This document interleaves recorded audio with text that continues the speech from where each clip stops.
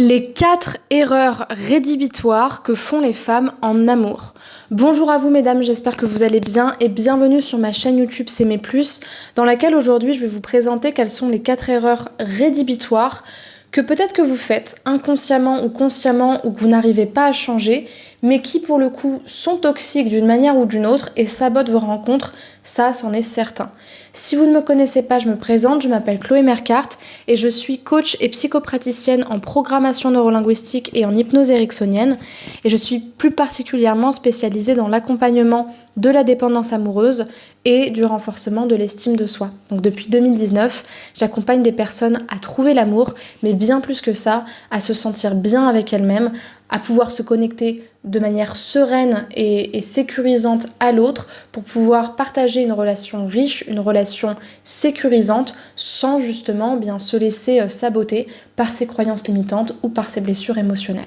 Si vous n'êtes pas encore abonné à la chaîne YouTube, je vous invite à le faire maintenant en cliquant sur le bouton rouge s'abonner en bas à droite de cette vidéo et en activant la cloche des notifications pour recevoir tous les matins une de mes vidéos à 8h. Sachez également que j'ai mis à votre disposition une formation offerte qui s'intitule « Incarner la femme sensationnelle, lumineuse et unique qui l'épousera » et qui se destine à toutes les femmes qui peut-être sont dans votre situation, c'est-à-dire qu'elles sont célibataires, elles sont séparées depuis plusieurs années maintenant, elles veulent refaire leur vie, mais elles n'y arrivent pas, c'est comme si tout était bloqué, c'est comme si elles avaient à chaque fois les hommes qui venaient pile les faire travailler sur leurs blessures ou qui venaient réactiver justement des croyances limitantes qu'elles ont à propos des hommes ou à propos d'elles-mêmes, comme si finalement en fait l'amour c'était pas fait pour elles et elles commencent justement à croire à ces croyances-là. Donc si vous avez envie de travailler sur vous sans investir quoi que ce soit et en se disant quelque part moi j'ai pas envie de perdre quoi que ce soit donc j'ai envie de faire un travail avec des outils de coaching mais je sais pas si c'est adapté à moi, cette formation elle est super parce qu'elle vous est offerte, il y a des outils de coaching, des vidéos explicatives et ça vous permet de faire un premier travail qui est vraiment top. Donc je vous invite vraiment à vous la procurer. Et pour ce faire, vous allez aller dans la description de la vidéo, cliquer sur le lien qui correspond à cette formation, cliquez dessus, vous inscrire dans le formulaire et vous la recevrez ensuite directement par mail. Donc voilà pour ces informations. En ce qui concerne les 4 erreurs qui sont rédhibitoires et que font les femmes en amour, il faut quand même savoir que ce que je dis en ce qui concerne les femmes est également valable pour les hommes. Il n'y a aucune différence entre les deux. Donc la première chose, c'est qu'il y a des femmes qui vont consciemment ou inconsciemment contrôler les hommes pour tenter de se sécuriser et ou les attaquer et les agresser. C'est quelque chose qui peut se faire autant quand on souffre de dépendance affective que quand on souffre de la blessure d'abandon, ce qui peut être l'un et l'autre à la fois. Mais je fais la différence parce qu'il y a des femmes qui sont pas fondamentalement agressives et qui vont pas forcément chercher à contrôler l'autre en soi pour le contrôler ou à se montrer très dans la défensive et très dans l'attaque, comme c'est le cas des blessures de trahison. Mais par exemple, il y a des personnes qui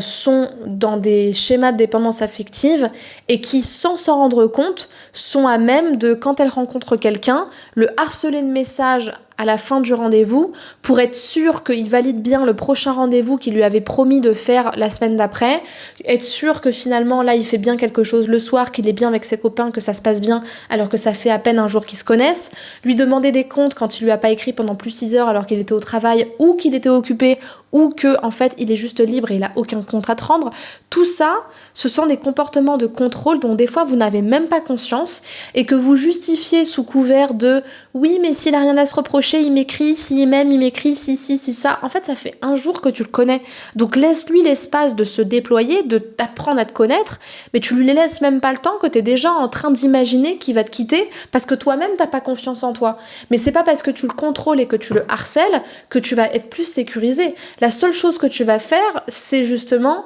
de lui faire peur, de le faire prendre ses jambes à son cou, parce qu'il va se rendre compte qu'il est pas libre en fait, et qu'il peut pas être lui-même, que t'es déjà en train de lui demander ce qui va pas et pourquoi il agit comme ça en face de toi. Donc c'est de ce genre de comportement de contrôle dont je parle, c'est le contrôle de je me sens pas bien, mais j'assume pas que je me sens pas bien, donc je préfère aller chercher des réponses à l'extérieur pour tenter de me sécuriser personnellement, quitte à saboter la relation. Ça c'est dommage et c'est rédhibitoire. C'est également le cas des femmes qui ont le don de trouver tout le temps les mêmes mecs toxiques et qui, encore une fois, sous couvert de vouloir vivre une belle histoire, d'être bienveillantes, d'être ci, d'être ça,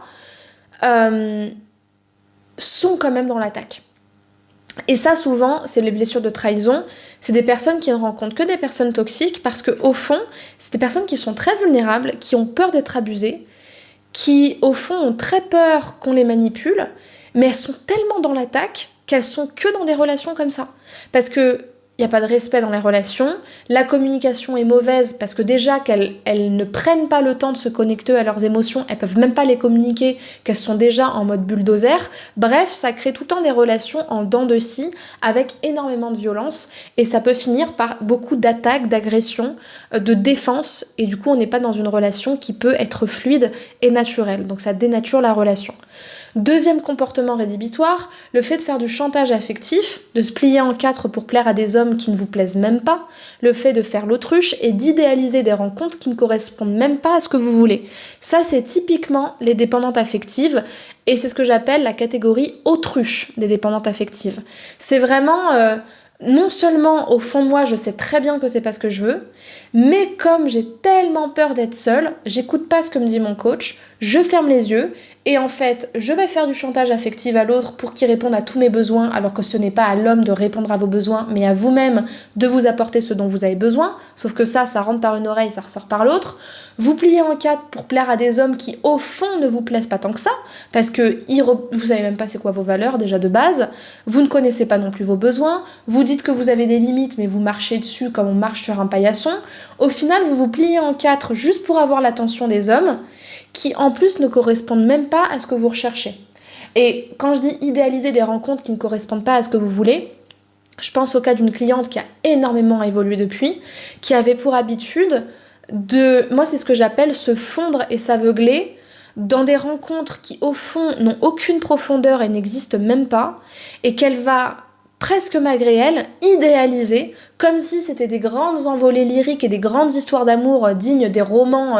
de Madame de Lafayette, alors qu'en vrai, le mec, il est juste hyper timide. Ok, il lui fait des bisous, mais concrètement, il est pas prêt pour s'engager. Il lui dit A, il fait B. Bref, il y a aucune relation qui existe vraiment. Par contre, dans sa tête, c'est vraiment Bridget Jones et Monsieur Darcy, quoi. Donc, ce que je veux dire, c'est que dans ces moments-là, ce qui est hyper grave, c'est comme si il y avait une sorte de scénario mental où dès que je suis en couple, je vais chercher tous les scénarios que je connais romantiques en me racontant des histoires d'illusions de ce qui est en train de se passer alors qu'il ne se passe rien. Et en fait, vous enchaînez les comportements de dépendance sans vous rendre compte que, en fait, vous faites ça juste pour avoir de l'attention, mais en fait, vous êtes incapable de voir ce qui ne va pas et véritablement de le conscientiser et de faire en fonction de ça.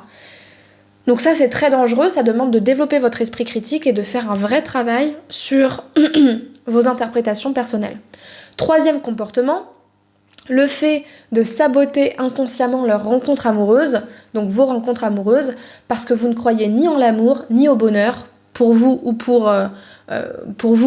l'amour que vous pouvez mériter, et que vous n'avez pas conscience de vos croyances limitantes. C'est exactement pareil pour le manque d'estime de soi. Pareil, je pense à une autre cliente qui a très très bien avancé depuis, qui justement, alors pour cause d'événements personnels liés précisément au fait de ne pas avoir droit au bonheur ou d'avoir beaucoup souffert dans sa vie, avait vraiment cette croyance en elle que, au fond, je mérite pas le bonheur. Ça peut pas marcher. L'amour, ça dure pas. Ça existe, mais pas pour moi, parce que moi, je mérite pas le bonheur. Et le problème, c'est que quand vous avez ce genre de croyance-là dont vous n'avez pas conscience, vous avez des comportements qui, certes, peuvent se justifier, mais qui, au fond, montrent bien que vous n'y croyez pas. Et comme vous n'y croyez pas, vous faites tout ce qu'il faut pour saboter la rencontre. Donc là, pour le coup, c'est très difficile de vous dire comment le remarquer parce que c'est vraiment un travail de fond qui s'opère avec un coach ou un thérapeute. Et puis le quatrième comportement rédhibitoire, c'est l'ambivalence. Ça, c'est quelque chose qui épuise énormément les hommes. C'est le fait de demander quelque chose mais de faire l'inverse, de bloquer, de débloquer un homme sans arrêt alors que vous lui demandez de vous respecter et que vous le respectez pas, de le traiter comme la dernière roue du carrosse et de pas savoir ce que vous voulez et de le faire tourner en bourrique. Ça, c'est vraiment pour moi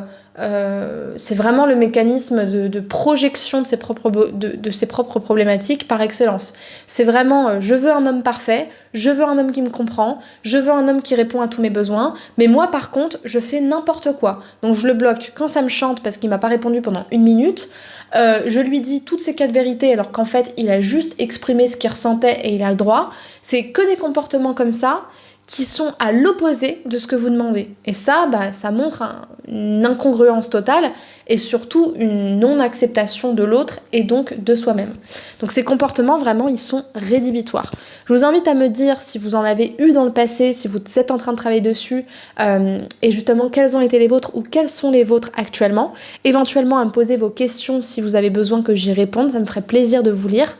et de mettre un pouce vers le haut si vous avez aimé cette vidéo et qu'elle vous a servi.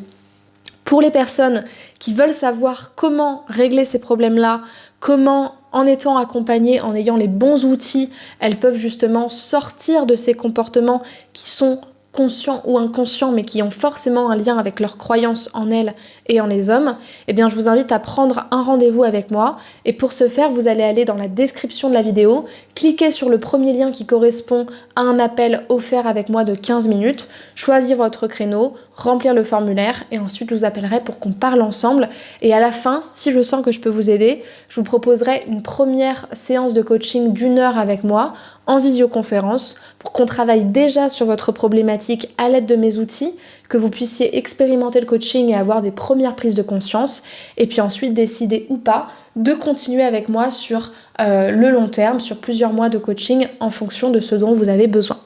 Je vous remercie pour votre attention et je vous dis à très vite pour une prochaine vidéo demain à 8 h sur ma chaîne. Au revoir et bonne journée.